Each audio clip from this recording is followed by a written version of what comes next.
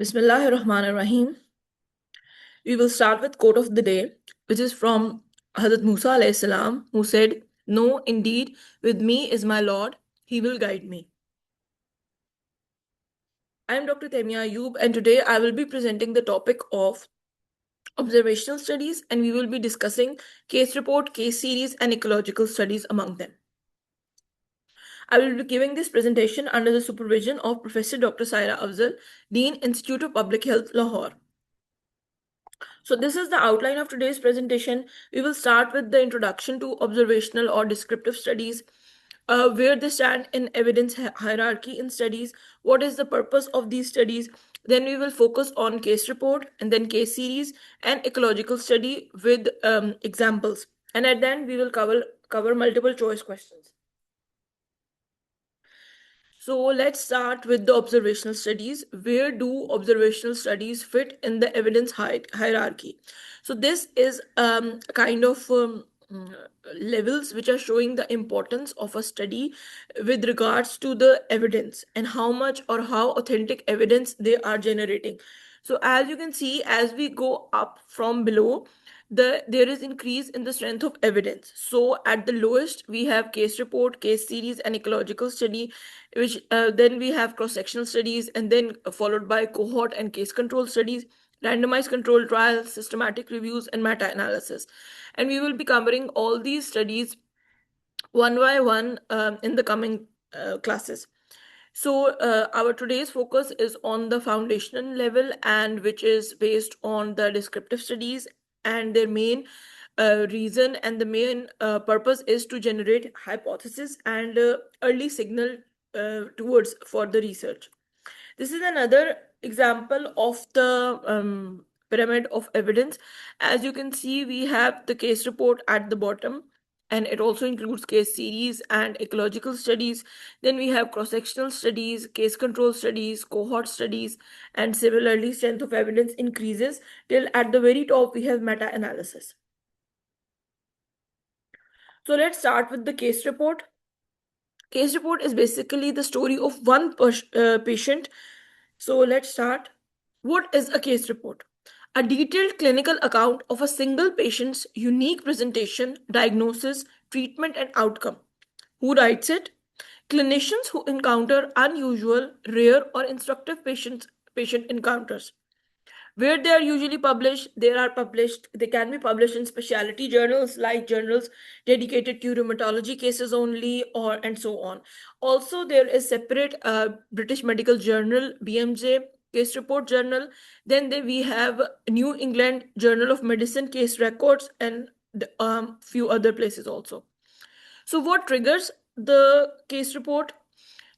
Any disease with which is novel, unexpected drug reaction, unusual presentation, or any diagnostic challenge. So the key purpose is to signal detection, hypothesis generation, and medical education. Anatomy of a case report. We have patient background, which includes demographics, relevant history, presenting complaints. Then we have clinical findings, which includes examination, investigation, diagnostic workup. Then it can include diagnosis, final or differential diagnosis with reasoning.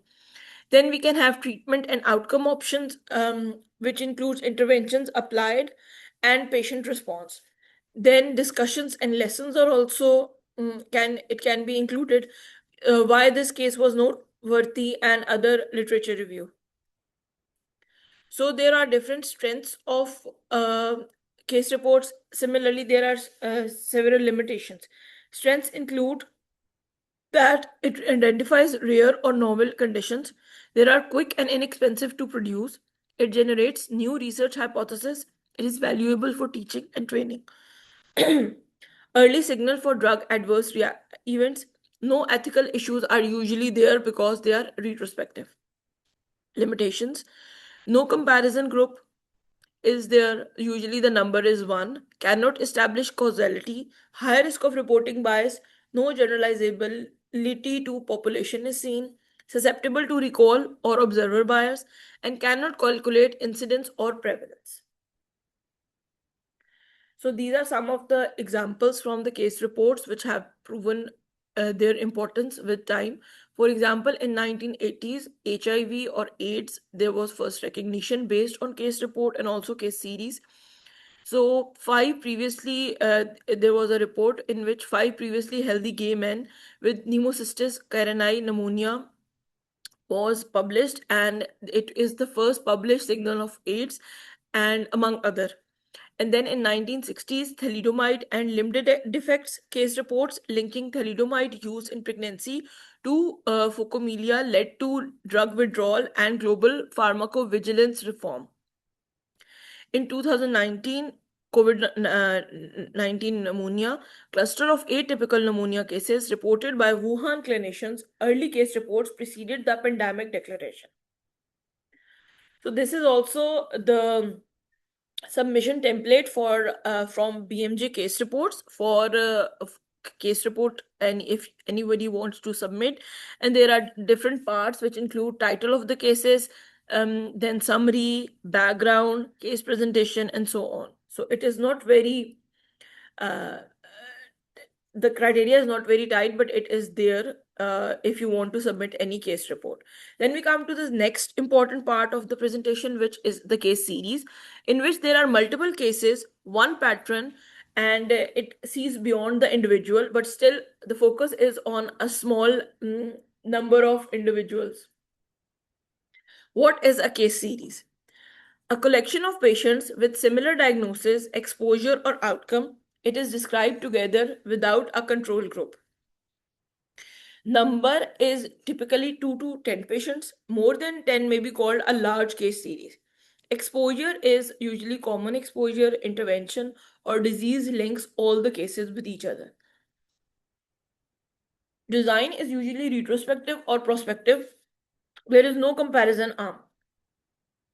The use is to present uncommon presentation, new procedures, new disease clusters, and signal is for generates reproducible patterns for future analytical studies. So this is a small comparison between case report and case series. As we know, there are only one person in the case report versus two or more in case series. Design for both is descriptive. There is no control group in both. They cannot establish causality. Statistical analysis is usually none. Only descriptive statistics are there in case of case series. Main use is to document rare event or generate hypothesis in case of case report. Whereas for case series, there is the main reason is to recognize the patterns. And the evidence level, as we saw from the pyramid of evidence, that for both of these is pretty low. Similar to case report, case series also has its strengths and limitations. For strengths, it is more convincing than a single case. It is useful for rare conditions. It is useful for novel interventions, can identify time trends, easy to conduct retrospectively, inexpensive, and no special equipment is needed usually. Limitations, similar to case report, there are no control or comparison group. Definitely, there will be selection bias as similar cases are selected.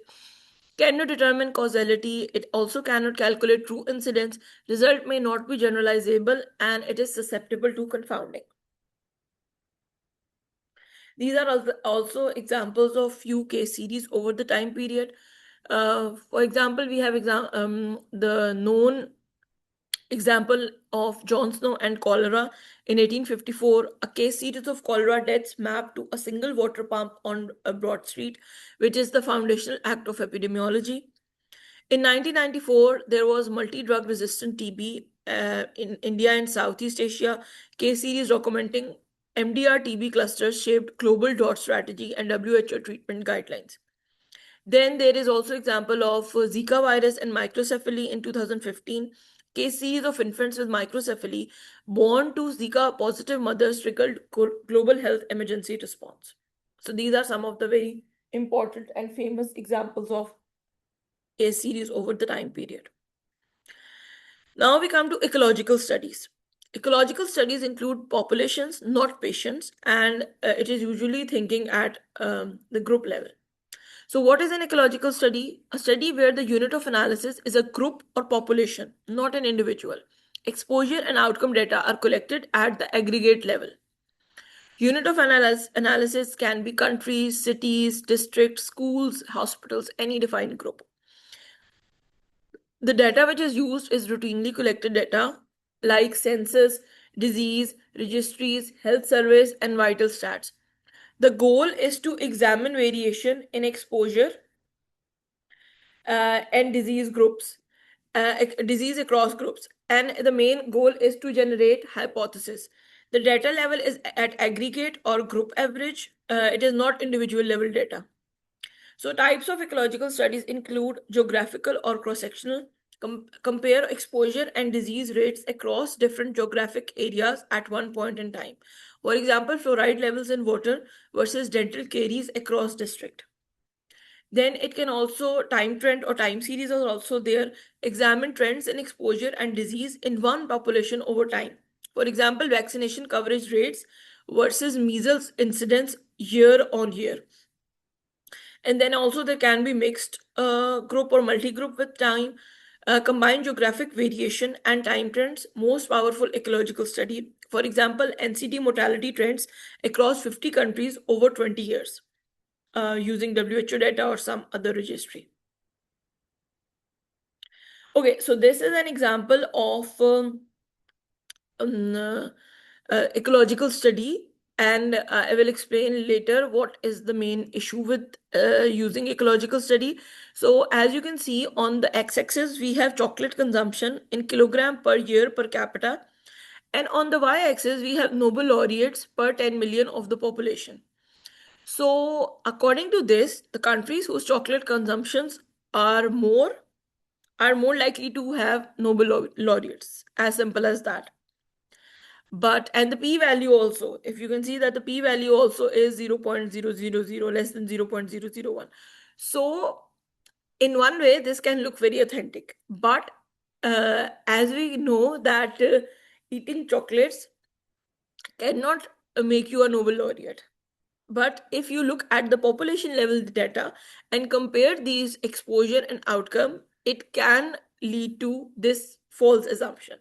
So this leads to the concept of ecological fallacy, which is also a very critical concept. It means inferring individual level risk from group level data is invalid. This is the ecological fallacy. For example, countries with higher fat consumptions have higher rates of breast cancer. Does this mean fat intake cause breast cancer in individuals? No, confounders like wealth, reproductive factors, screenings differ between countries. We cannot apply the group level association to individual women. So, group average exposure linked to group average outcome valid at group level only. But evidence that exposed individuals in those countries have higher risk do not extrapolate.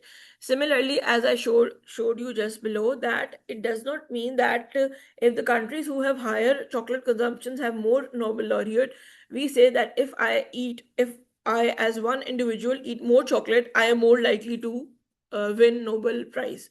It does not apply to this data does not apply to the individual. It is a group level data. So now we come to the strengths and limitations of ecological study. So the strengths include using existing routine data, quick, cheap, as it is usually done at national and global scale on already available data. If it is done on already available data, then it is usually quick. But if the data is to be collected again, then it is very expensive. It can examine the whole population exposures. It is useful when individual exposure varies little. It explores long-term secular trends, and it is good for policy and program evaluation.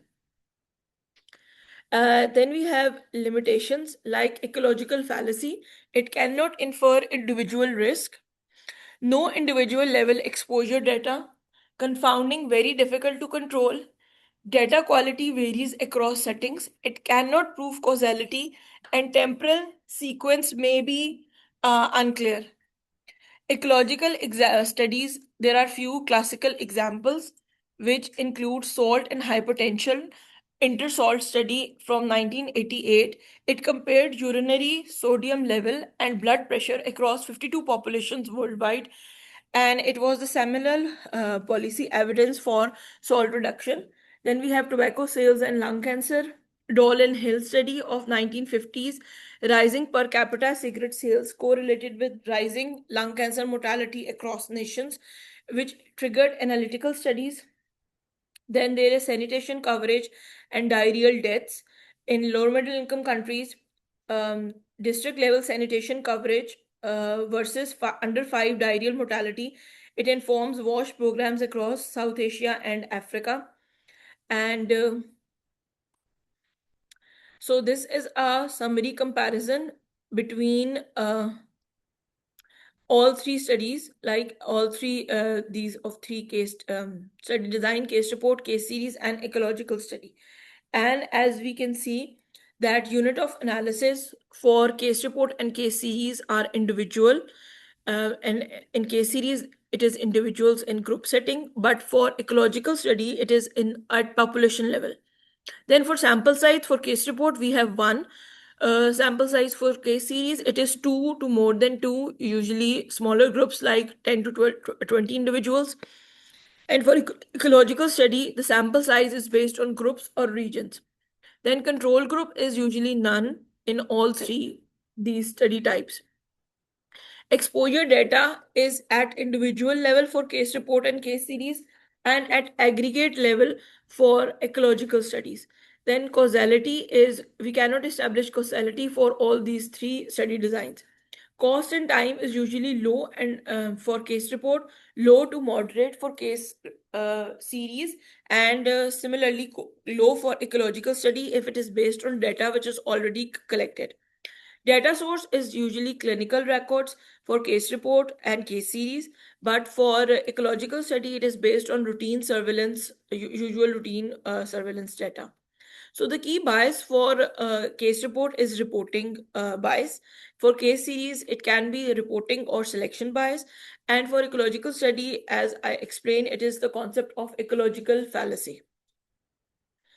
So the main key takeaways from today's presentation are that case report is based on single patient accounts, which are rare single novel events which drive hypothesis generation. Case series are based on multiple similar cases which reveal patterns and support early signal detection, and also they drive towards hypothesis generation. Then we have ecological study, which does group level analysis. It is valuable for policy and program evaluation, which leads to the concept of ecological fallacy, which is that never infer individual risk from group level association.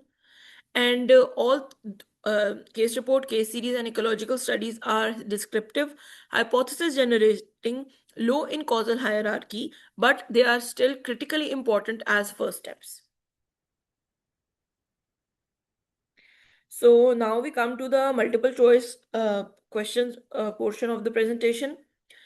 So a clinician observes an unusual adverse reaction to a newly introduced drug in a single patient and decides to publish it.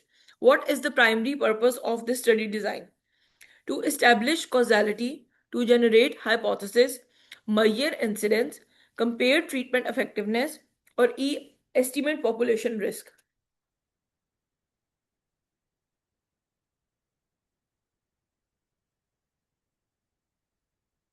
Yes, so the right answer is to generate hypothesis. Now we come to MCQ number 2.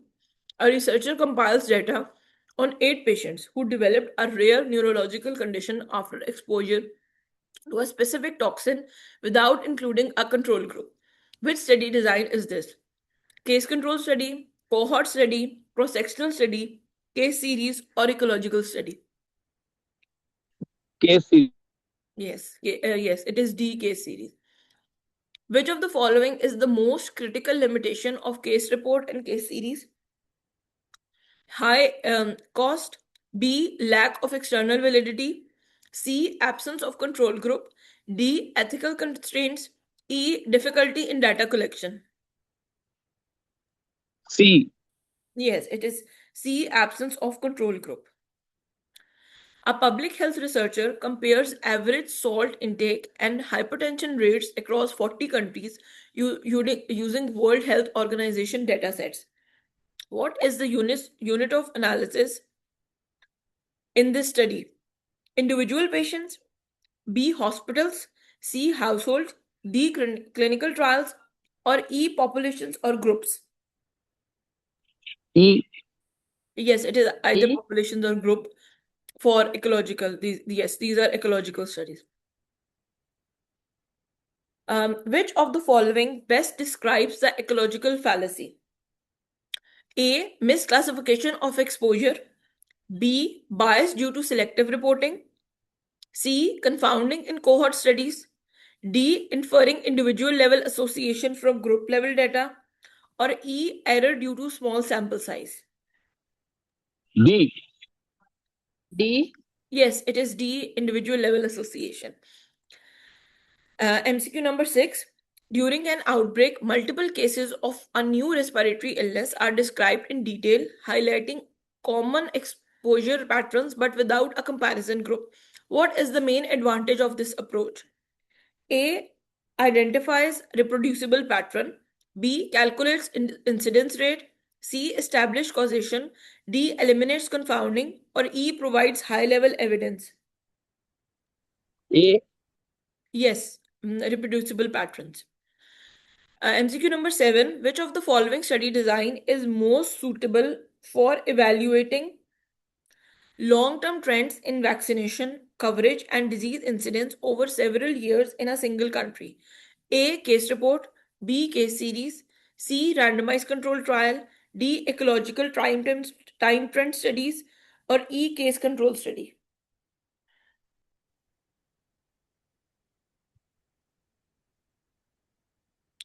So, as we want to evaluate long-term trends in vaccination coverage over several years, so ecological time trend study over the whole population of one country will be appropriate.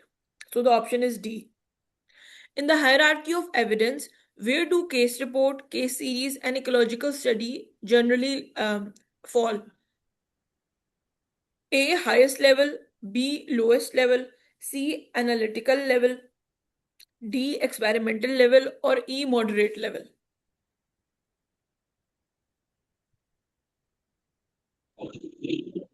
Low level. Yes. So the option is B. Lowest level based on the pyramid of evidence as we show in the beginning of the presentation.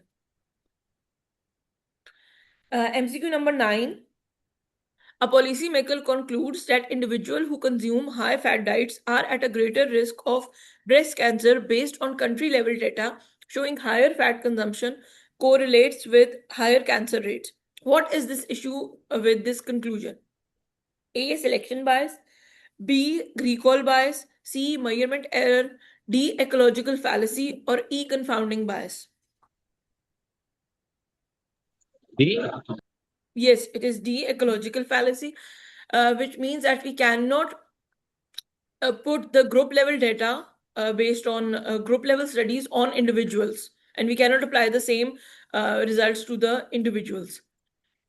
MCQ number 10. Which of the following is a shared characteristics of case report, case series, and ecological study? A. Hypothesis generating nature. B. Use of control groups.